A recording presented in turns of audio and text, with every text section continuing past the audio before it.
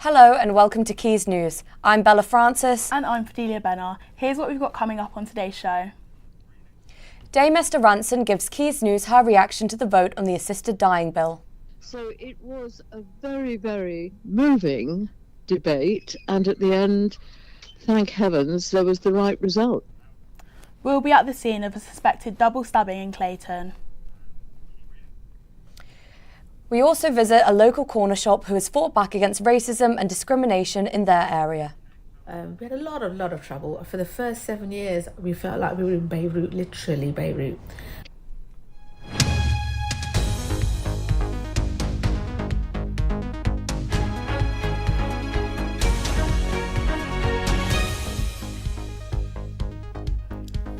Our top story today. 2 people were stabbed last night on Barrington Street in Clayton. Our reporter Madison Ellis was at the scene of the incident earlier today. Yes, so I'm at the scene where 2 men have been injured in a double stabbing. Police are investigating into the stabbing here on Barrington Street in Clayton. At this present moment, the police have made no arrests. However, they do urge anyone with any information to come forward. Cordons were put up here at 11 p.m. last night. However, as you can see behind me, most of them have been taken down. Also, the forensic tent has been taken down to continue investigations further elsewhere. Emergency services rushed to the scene after reports of a man with serious stab wounds, and he was then taken to hospital. However, thankfully, the injuries are not life-threatening. Shortly after, another man arrived at hospital with similar stab wounds, and this is thought to be connected to the other issue. Detective Chief Inspector Gareth Davis from Greater Manchester Police says that these acts of violence have no place on our streets, and we will be working hard to find the people responsible for this. He then added that we do believe that this was a targeted incident, and there is no wider threat to the public. We've been speaking to people, local residents out on the streets today, and one lady expressed her concern, and then she also added that if police paid more attention to this area, things like this may not happen, and also knife crime could be less in this area. That was Madison Ellis live at the scene of the stabbing in Barrington Street last night. Now, we've been hearing plenty about the assisted dying bill passing through Parliament at the moment. But what is it all about? Our reporter Max Hayes joins us in the studio now. Max, this has been spoken about for the past few months now. What is the latest with it all? Yeah, well, it's a pretty historic few months really in British politics and British life. This has been a topic that's dominated the headlines. But let's go back and really break what assisted dying and the bill, what it means. It's the terminally ill adults end of life bill. It was introduced first by backbench Labour MP Kim Leadbeater. She was been proposing and talking about it for years. It finally comes into Parliament in the last few weeks, and it proposes giving terminally ill people the right to choose to end their life. It says anyone who wants to end their life must be over 18 and live in England and Wales, been registered with a GP for at least 12 months, have the mental capacity as well to make the choice and be free from pressure to do so, be expected to die within 6 months, and make 2 separate declarations witnessed and signed about their wish to die. There's a lot of conditions almost riding on it, if you like. Earlier today, Dame Esther Ranson, who's one of the most prolific voices in the campaign, told Quays TV it was a historic moment.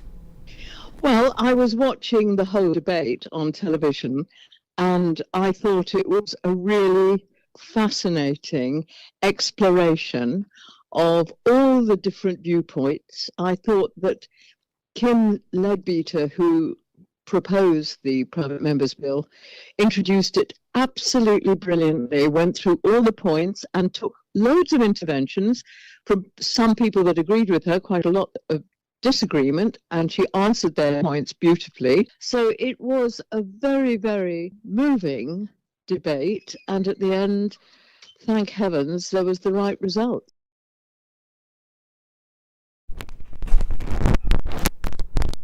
So that was Dame Esther Ranson there talking to us about it all. And so the vote saw 330 MPs vote in favour of allowing assisted dying, opposed to 275 that were against it. So pretty close. MPs weren't whipped for this decision, so they were given a free vote, free choice to vote on it no matter what. Labour MP for Rochdale, Paul Waugh, voted against. But why? He spoke to Quays News earlier today. Well, the main reasons were that got real concerns about protections for the vulnerable and whether or not the safeguards in this bill are sufficient. There's a bigger issue as well in the bill about the way in which a doctor can proactively raise the option of assisted dying with a patient, which I think will fundamentally change the nature of a doctor-patient relationship. There may well be lots of families who simply don't want to have that conversation and would deeply resent it being an option. I think it should be much more. If a patient wants this, it should come from the patient and their family to ask for it. So, Max, what is the next step in all of this? Well, there's a long way to go, Bella. It must pass through 5 parliamentary stages. That's handled by MPs and peers discussing it, and further rounds of voting as well. Long way to go. Esther Ranson says she's still unsure how the law will actually change, but hopes as well she'll still be alive to see it. Well, what happens next is that Kim will put together a committee which has said that she will represent all the different views, but of course there will be a majority for the legalisation of assisted dying, because that's what Parliament said it approved on principle. So in about 2 years, the law will change, but exactly how it will change, I don't know. And obviously, I'm afraid it won't be enough for me. But then I've said that before, haven't I? And I was wrong. So that was Esther Ranson there talking to us on Quays TV. Big thank you to her for chatting to us. As always, we'll keep you updated on Quays News throughout the whole of this story. But a pretty big few weeks in British life, and it has huge implications moving forward. Absolutely. Thank you for that, Max. Next tonight, corner shops are a staple in most UK neighbourhoods, with over 50,000 in the country. While most have to deal with their fair share of trials and tribulations, a family-run corner shop on Duchy Road in Salford had more to contend with, being one of the few Asian families in a predominantly white area. Sabrina Ephraim went out to find their story. Corner shops have long been a part of the UK culture. The shop in the corner of the road that sells everything now operates over 45,000 convenience stores, each with their own story. One of which were the Patels, who moved to England for a better life. But it wasn't all sweet. They say they faced a huge amount of racial discrimination, violence and harassment whilst operating their business in Salford. We had a lot of trouble. For the first 7 years, we felt like we were in Beirut, literally Beirut. The cars were going up, the kids were getting bullied in school. If something had happened with us in the shop, the kids would bully the kids in school. And then the teacher would ring me and say, "Oh, your son's done this." I said, "But do you know the history behind why he's done that? Because he's been bullied because of something that's happened in the shop." Taking a leap of faith, the Patels opened their first shop on Duchy Road, Salford in 1992. It was a shock to the system. We did not anticipate all the grief and the trouble that we would have. A lot of racial abuse. Initially we thought, you know what, we're new, so they're going to the local youths. They would push their luck, try their luck, asking for credit and so forth. There was a lot of dealing going on and drugs and stuff. We tried to keep away from that because it was none of our business. We didn't want to get involved in it, but it was coming into the shop because they were dealing within the shop. So there was a lot of issues with the youth. And if we asked them to move, the shop, the windows would get smashed, the car would get smashed, a lot of racial abuse. And it took regular visits to calm things down. We used to have the police standing in our flat Friday night, and they'd be there looking out the window, seeing which person had broken the ASBO, because the ASBOs were such that they were not allowed to be in the area within a certain distance. If they were caught, at this point it was good because we didn't have to then give evidence to say, yes, I've seen you, or yes, he was in the area. The police had that evidence, so the police would pursue it. And it really lightened trouble then. But there were more difficulties that they later encountered, with Ramesh Patel, Vanita's husband, struggling with anxiety, and in 2021 he sadly passed away. New Year's Eve every year since my dad and gran passed away, we do fireworks in the memory. Again, that's something that brings the estate together. We probably have around 150 to 200 people out on the night, and it's very touching.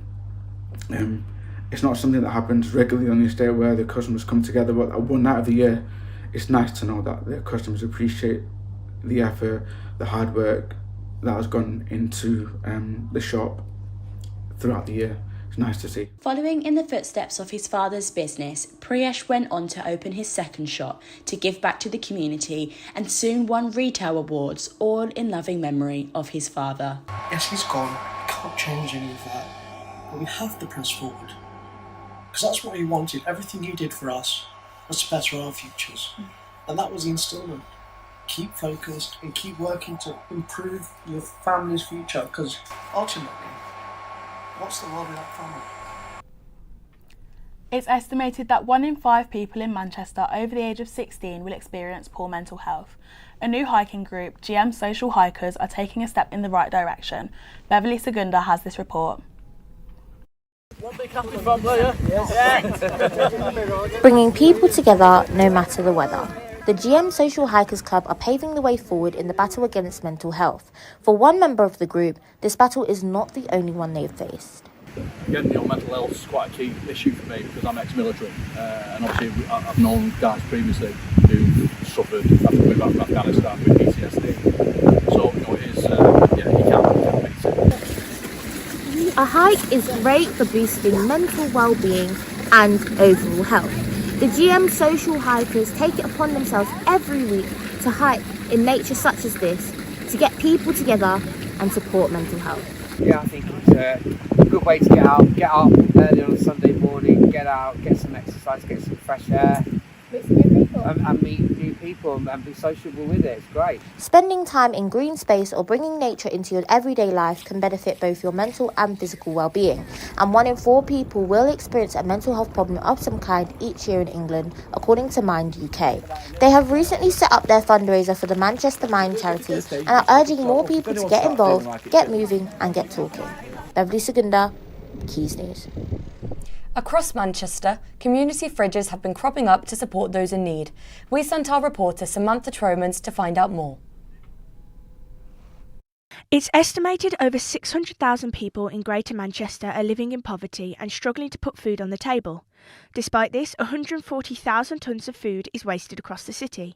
Community fridges have been fighting both of these problems by offering surplus food a second home. Fridges such as this one in the Greenacre Community Centre get filled twice a week. Not only do they help fight food waste, but they also increase food security in the local area. We opened our community fridge in January 23, and I think it was kind of at the height where people were coming out of COVID and the cost of living crisis was hitting us all really hard. And people had approached us about a community fridge because they'd seen that happening in other areas. So although we were incredibly limited for space, and you'll see later on that we have one small fridge in one small corridor, it still very much serves the purpose, and you can make an impact with even the smallest fridge. Community fridges don't rely just on public donations, but also have become an outlet for larger businesses in the area. From Aldi we seem to get a lot more of the fresh foods, so like the veg, the stir-fry bags, salad bags, things like that. And then from the co-op we get a lot more like packaged sandwiches and cakes and stuff. So between them we get a good mixture of different things. Over in Levenshulme, their community fridge has grown into a staple community project to support local residents, especially in the coming winter months. Despite working 5 jobs, Jean relies on the community fridge and the support of her family to make her everyday meals. I've worked 51 years and I'm very bitter because I'm now having to rely on places like this, and I feel most humiliated because I brought up 3 kids on my own. And I never thought that when I got to my pension, I would have to ask my children to help me out, which is the most humiliating and embarrassing thing in your life. But, I mean, I have to do. And my son will say to me, the old one and the young one, do you want me to bring you some food? Do you want me to get you this or get me that? And I have to say yes. And I never ever thought I'd have to stoop so low. The demand for the community fridge is only going to increase as the winter draws in. there's a big demand for the service, and it's one of the food-related services what we offer at Inspire. We have set up some quite strict rules, and as we are not means-tested service, we treat everyone as the same. So everyone who arrives can pick up several portions of food or products we've got, and everyone gets treated exactly the same way, so everyone leaves with the same amount. The Shakespeare Schools Foundation has been giving schools across the country the opportunity to perform iconic Shakespeare plays in professional venues. I caught up with one of the Manchester high schools getting involved in this year's festival. Come on, Cassius, I'm flying, Cassius. 500 years since Shakespeare's company first came to the Northwest, his legacy is very much still alive. Wright Robinson College took to the Contact Theatre stage on Wednesday with renditions of Twelfth Night and Julius Caesar, all made possible by one organisation. The Shakespeare Schools Foundation provides an opportunity for schools to perform Shakespeare in a professional venue and give students the chance to rehearse a play, put it on in front of a friendly audience who will hopefully encourage them and help them to develop a love of performing Shakespeare. The festival is the largest youth drama festival in the world. What do you think is your favourite moment in the play? Probably when I kill Susan. I think it's really cool close to a lot more people that I wouldn't usually talk to. A lot of it has reignited my passion for drama, but with this I feel like everybody has a much more important role to play.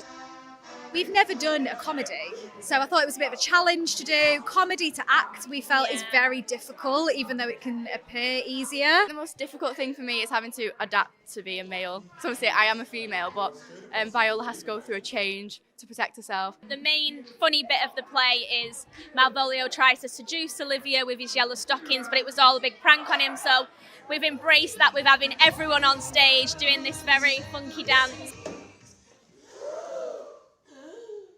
My favourite part of the whole rehearsal progress is just being around the people. We're also supportive and encouraging to each other. There are students in our cast who did the show last year that came back this year with more confidence, more creativity and more willingness to take risks on stage. A rewarding thing for us really was watching them understand the language, and it's like you can almost see a light bulb above their head go off. When we first started 12th Night and we was reading over the script, if you seen me in the rehearsals, I would have had the most confused face ever.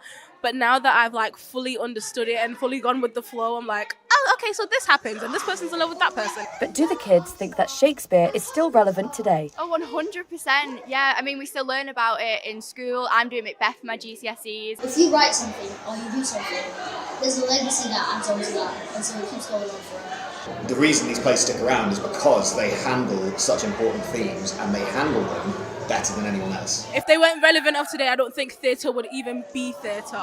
Despite the time that has passed, it seems that Shakespeare is not yet much ado about nothing. Bella Francis, Quays News.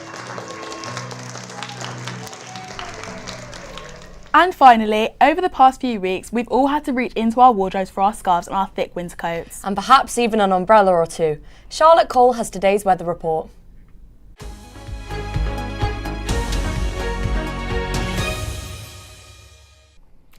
It was a cloudy start this morning with some persistent showers that eased by midday. This afternoon has brightened up but still feeling chilly with temperatures hitting a mild high of 13 degrees. Humidity has remained high at around 88%, which has added to this damp feel. This afternoon has been drier but still overcast with temperatures settling at around 11 degrees. It will be a good idea to keep an umbrella handy because it's likely to rain some more within the hour. Now looking ahead into the evening, conditions will remain partly cloudy and temperatures will fall to around 7 degrees, so it will feel a lot chillier if you're heading out later. However, tomorrow is going to be a lot colder with highs of only 5 degrees. Morning frost and any fog will lift nicely, with some sunshine, but it will be breezy later on, with clouds moving in from the west, so be prepared for a wintry feel as we move further into December. Midweek will remain cloudy with lows of 3 degrees and highs of 7. By Thursday, things will warm up, but moderate rain is of course on its way and showers will continue into Friday. Overall, it's classic British weather ahead. Plenty of clouds and occasional rain, so keep warm this week and make the most of any dry spells that come your way. And that's all we have time for on today's programme. Catch us tomorrow for more breaking news and stories from across Manchester. Goodbye.